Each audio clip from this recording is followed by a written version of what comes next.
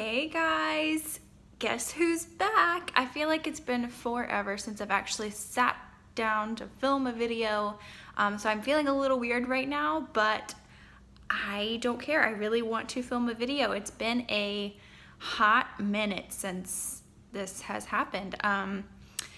Yeah, there was just a bunch of stuff going on. I've had issues with the house. We currently have the leak is fixed now, but we currently are dealing with the aftermath of a leak over in this corner right here where I usually film. So I've had to like move over a little bit. So yeah, there was water under the laminate floor because of the fridge. So we are fixing that. And then I've had school and it's been super busy at work and I just haven't felt motivated to film. I've been reading a lot. And I've been reading good stuff, which is always nice. But I'm excited to get back into filming booktube videos. So this video is very long overdue. It is my 1K Q&A video. And so I will just be answering all of the questions in this video. I may have to break it up into 2 parts because I have 54 questions. So thank you guys for answering or asking so many great questions. I have chosen a winner for the giveaway already. And that was Kira, so congrats again, Kira. She actually chose I wonder if you can see it in this video. Yeah, you can see it right there. She chose Strange the Dreamer by Laini Taylor in that beautiful UK edition, so good choice. I'm gonna go ahead and answer all of these questions. I'm sorry if I sound kind of scatterbrained and sort of spacey, but I'm just trying to get back into the mood of filming. So let's just get into these questions. Question number 1, Sylvia K asked me, what type of booktube videos do you enjoy filming and watching the most? I enjoy filming reading vlogs the most. I think they're super casual and I feel so free to really express myself. Whereas if you're sitting just like this filming a video, you feel like you have to perform a little bit more. She recently did a video, Sylvia K recently did a video on reading vlogs and the production value of booktube, and I thought that was really interesting. So I love filming vlogs the most, and I love watching vlogs and also wrap-ups the most. Wrap-ups are my favorite because you really get a lot of mini reviews in each video, and I love seeing what people actually read during the month. So TBRs are good too because you can see what people are planning to read, but I actually enjoy hearing people's thoughts on what they did read. So question number 2, Angie Mack asked me, is there a book that you absolutely hated? And the answer is no. I don't really hate books. Even if I come across a book that I'm like seriously not liking, I wouldn't say that I would hate any book. I think I can always find something positive about everything that I read. And plus, if I hate the book, I mean, I don't know, I don't usually reach for books that I feel like I'm going to dislike, or that doesn't really make sense. I guess I just don't read books outside of my comfort zone that often. But even when I do, I reach for books that kind of pull at me anyway. I don't know if that makes sense, but so I haven't actually hated any book, but I will say that I wasn't a huge fan of The Handmaid's Tale by Margaret Atwood. I appreciated it. I gave it 3 stars, which really isn't a bad rating. It's just kind of okay, but it just wasn't my favorite. Question number 3, Josh Morgan asked what was my favorite subject when I was in school, and that would be English. I really liked reading, but then once you kind of transitioned from your reading subject to language arts subject, my enjoyment of it went a little bit downhill because I didn't like analyzing the books that I was being required to read. I really just wanted to read them to enjoy them. But English was still my favorite subject. I like history too. Number 4 is April from Getting Hugga With It. She said, my question is, where is your favorite place to read in your home? I have 2 couches that I like to read in. One is right over here. I think you saw it in my last video. It's right underneath this window right here. And I've got a lamp in a corner. So I kind of tuck myself into that little corner and read. I also have another couch in our living room that I really like, kind of like squeezing into this corner. And again, there's a lamp behind me. So those are my 2 favorite places to read. I honestly bought the chair that I'm sitting in like to use as a reading chair, but I never do because it's not incredibly comfortable. It works perfectly for filming and it looks really cute, but it's not incredibly comfortable, so I don't read in it very often. I'm gonna have to go faster here. Night Stalker 3 asked, does your job as a librarian lead you to read a book or books that you normally wouldn't otherwise? And the answer is occasionally. I'm pretty stubborn and I won't pick up a book that doesn't interest me at all. There have been a couple of times where I have read the Newbery Award winners just because they won the Newbery Award. For instance, The Girl Who Drank the Moon by Kelly Barnhill won the Newbery Award last year, I believe. And I probably wouldn't have picked it up generally because it's a middle grade and I generally don't read middle grade that often. But I'm glad that I read that one because I ended up really liking it. Question number 6, Stephanie Linnell asked, who are a few of your favorite authors and why? I really like Neil Gaiman. Now that I've read It by Stephen King, I would say that I'm interested in more of his books. So I would probably say Stephen King. Let me see. I like Ryan Groudon, and it's really hard for me to say like who my favorite authors are. J.K. Rowling, of course, because I don't generally read a bunch of authors' works. Like I generally have read one from this author, maybe two from that author, one from that author. I would say probably the author that I read the most from is Neil Gaiman, so probably Neil Gaiman. It's just hard for me to say like, oh, that's my favorite author because I've read all of their books, but I generally just have, like I've only read like one from this author, one from that author. I hope that makes sense. Question number 7 is Ashley Nanez. What made you want to be a librarian? Mainly because librarians work with books, and I never considered myself a person to have a lot of talents. I'm just not a, well-rounded person when it comes to like my knowledge or being good at anything besides reading. So I had never considered being a librarian before, and then I hit college and one of my friends was like, you should really consider library school. And I was like, that's a thing? So I did my research and I was like, oh, I definitely found my calling because I've always wanted a career that I'm good at and I also love, and not a lot of things fall into both of those categories. So mainly I wanted to be a librarian to work with books and to encourage others to read. Question number 8, Lisa Marr asked, what book are you currently reading? And that answer is The Birch Bark House by Louise Erdrich. I am reading this for my multicultural literature for children class, and this is actually a final project. I have to pick a multicultural book, read it, and then film a book talk video as one of the final projects. So trying to get through that so I can film a video.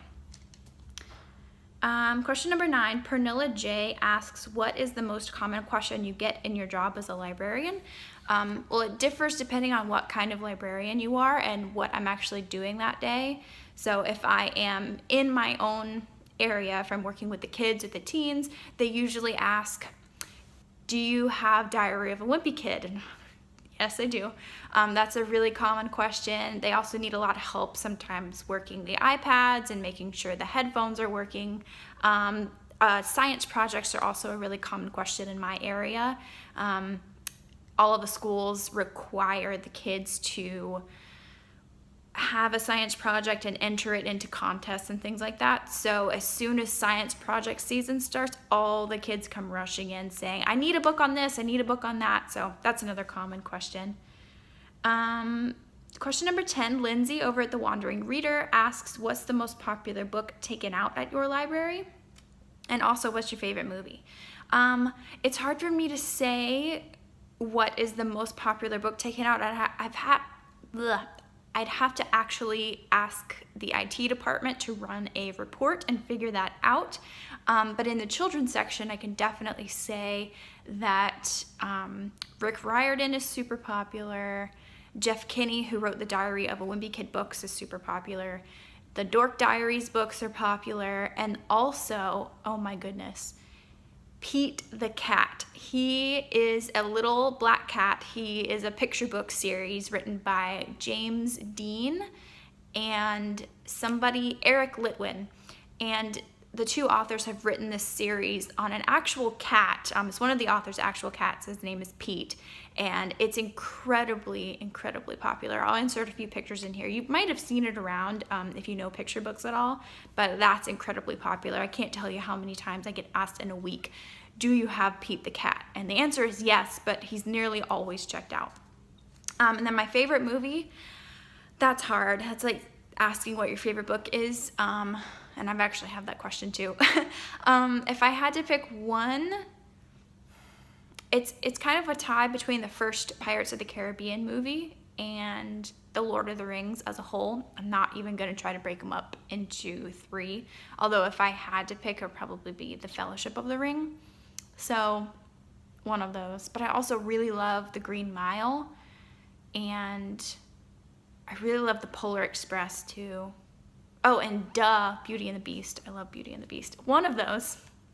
Next question is from Sammy K. What inspired you to start YouTube? I was inspired to start YouTube really as soon as I found BookTube. As soon as I discovered this community of people who were just on BookTube to talk about books, I instantly fell in love and knew I had to join.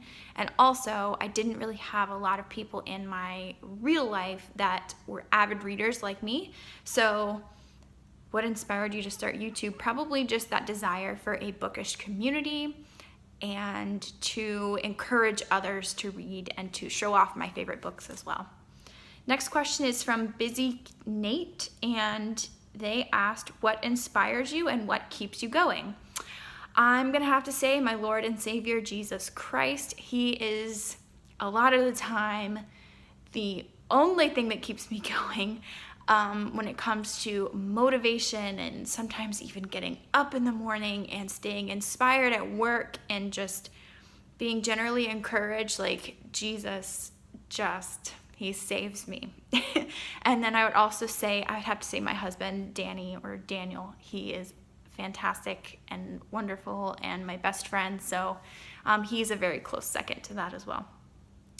Number 13, Kay Fleck asks, what do you like to eat and or drink while reading? I do like to drink tea while I'm reading. And if it's in the morning, I'll like to drink coffee. But I really have a hard time multitasking when it comes to eating and or drinking and reading, because I'm either super focused on the book and then I forget my hot drink and it goes cold and I don't want to drink it, or I'm like drinking the whole drink before I actually pick up the book. So I have yet to find a good rhythm, a good balance to actually drink while I'm reading. I would love to be able to drink a nice cup of tea while I'm reading, but I don't have those skills. Question number 14, Amy J. No asks, what is the one book you think everyone should be required to read at least once in their life? Hers is To Kill a Mockingbird. Mine, I don't know. I would probably, my first instinct would be to say The Hobbit, because I think it's just a wonderful story by itself, and you don't have to dive into The Lord of the Rings if you don't want to. Like after finishing The Hobbit, it's just a wonderful story. It's funny, it's suspenseful, great characters, wonderful world. I don't know. I really like the Graveyard Book too, but I would probably say The Hobbit. Number 15, The Book Dweller asks, is there an author whose writing style you don't really get along with? Who and what bothers you about it? I don't think so. I can't think of anybody off the top of my head. I would say there's a general genre that I don't really get along with, and that is YA contemporary. Every time I pick one up, like I'm left, like after I finish it, I'm left feeling like there was something missing from the book. Like, yeah, it was probably cute and fluffy, but they generally lack the depth that I look for when it comes to plot and characters. So it may have a really meaningful situation or resolution at the end, but I generally just don't get along with YA contemporaries. I do like John Green, but even then, it's just not my favorite thing. Number 16 is Mamie's Medley. She asks, first of all, how old are you? I'm 25. Does your husband read? Yes, he does. This whole bookshelf that you see right here are his books. He doesn't read as much as I do, but he will pick up a book occasionally. He's very fast. He actually reads faster than me. He just doesn't pick up books as much. So he really likes, he likes fantasy, he likes historical fiction, he likes historical nonfiction, especially when it comes to Ireland or the Christian faith. He loves books on those subjects. And she also asks, what is your favorite part about being a librarian? I love the moment whenever you hand a kid a book and they were so excited because that's exactly what they were looking for.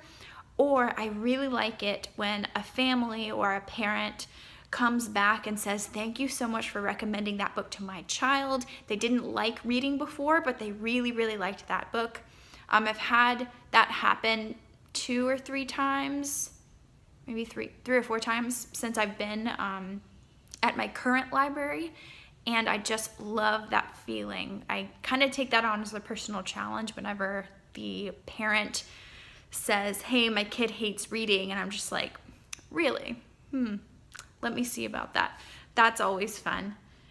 Number 17 is 3 Kitty Loves Books. She asks, what are some ways to volunteer at the library? At my library, every library is going to be different, so I would encourage you to ask to see what you can do at your branch. But at my library, if you are under 18, you volunteer with youth services. That is where you basically shelve the books, or you help us out with craft projects or some of our larger events during the summer. And if you are 18 or older, you can volunteer at the circulation desk, where you could be shelving books, you could be putting them in order, you could be stamping the date due cards in the back, you could be helping us sort the books that are going out on hold to some of our sister branches. Those are some ways to volunteer. You can also donate money if you so wish, or donate your gently used books. Number 18, the White Wolf asks, which author do you admire the most and why? This is probably a cliche answer, but I really admire J.K. Rowling for persevering. I know she got rejected, I think, well over 100 times for Harry Potter and the Sorcerer's Stone, and I just look at her now. She is the first author to have made over $1 billion on her work, and I just think, I mean, not necessarily the money that I'm admiring, although that is pretty admirable. I'm more thinking of just her perseverance and her diligence, and how she never gave up, and just look at her now. I mean, really. So that would be my answer for that. Kimberly Owens asks, what is your favorite children's picture book? And what is your favorite children's chapter book? My favorite children's picture book is The Kissing Hand by Audrey Penn. It is adorable. If you have the chance to go read it, please do. It's about this little raccoon named Chester, and he is scared to go to school, and his mom helps him out. It's super, super cute. Like, super cute. I want to own it and read it to my kids. It's that cute. And then my favorite children's chapter book, probably The Miraculous Journey of Edward Tulane by Kate DiCamillo, although I love all of her books. I haven't read them all, but the ones that I've read, I've loved. And The Girl Who Drank the Moon by Kelly Barnhill is also great. And I've recently read The Adventurers Guild by Zach. Oh, I can't remember their names. It's 2 guys, and they have pretty long names, if I'm remembering correctly. It's like Zach Clark and Nick something, but I'll put a picture of it right here. It's absolutely fantastic. If you're looking for a middle grade fantasy, this is really good. I'll talk about it more in my October/November wrap up, but it blew me away. I really, really liked it. Catherine Stevens asks, has a library patron recommended a book to you that you ended up loving? Ugh. See, that's another thing. I am very stubborn when it comes to book recommendations. Like, if I wasn't already planning to read it, or if it's not already on a list, or if it's not already on my Goodreads list or anything like that, it's hard for me to say, oh yeah, I'm willing to pick that book up, because I have so many books that are physically here on my shelves and on my Goodreads list that it's hard for me to like add more to that if I don't really know anything about it. So I really can't think of anything off the top of my head. A lot of people pushed me to read Pride and Prejudice whenever I told them that I had never read it before, but I finally did this year, so I did end up really enjoying that. And The Name of the Wind was a book that a coworker actually recommended to me on top of everybody on BookTube. So I really enjoyed that too. And I'll just go the next couple questions and then I'll break this up into a part 2 because we're already at 20 minutes long and I don't want to film a 40-minute video for you guys. So just a couple more and then I'll do a part 2 that you can watch later. Next question is from Laura Profungus, and she asks, how did you get your first job as a librarian? Did you do placements in school or volunteered or worked in libraries before that helped you get a job? So my current job is actually an official librarian position. My positions that I've had before were a library assistant, and then before that I was a page. So a page is someone who really just shelves books. Occasionally they might get pulled to help out more at the circulation desk to help patrons check their books out if there's a really long line, which happens pretty often. And then a library assistant too essentially does the same things that a librarian does. It depends on the library, of course, but they just don't have that job title, and generally they're not required to have their MLS or MLIS degree. But my actual librarian position that I got, what got me the position was not my MLIS degree. I'm actually currently working on that, almost done. But it was my experience as an assistant working in the same county that I'm still working in, if that makes sense. So it was really my work experience before that got me to where I am today. And also knowing people, that helps a lot too. And then she also asks, did you do placements? So, okay. Backing up a little bit, the reason that I got my first job as a library page was because I volunteered. So way back in 2013, I think. I can't even remember. All of the years kind of blur together, my college years anyway. So I looked all around for library jobs and I could not find anything. So I just picked a library that was actually close to another place where I was working at the time in retail. And I was just like, hey, I'd like to volunteer for you guys. I'm interested in the field. And as soon as you say that to somebody who works in libraries, they're instantly more open to you volunteering or job shadowing. So I approached the circulation supervisor of that library and I was like, hey, I'm really interested in library sciences. I was wondering if I could shadow you, or honestly just sit and observe behind the desk to learn, or I can shelf books for you, whatever you feel comfortable with me doing. I'd be happy to help. So she was just blown away and so excited that I was excited to learn. So that made her more open to me volunteering and eventually hiring me, which was pretty cool. So I definitely volunteered first, and then that enabled me to get the job, my first job. And then she also asked, what was an MLIS degree like? So MLIS stands for Master of Library and Information Sciences. I'm currently working on it.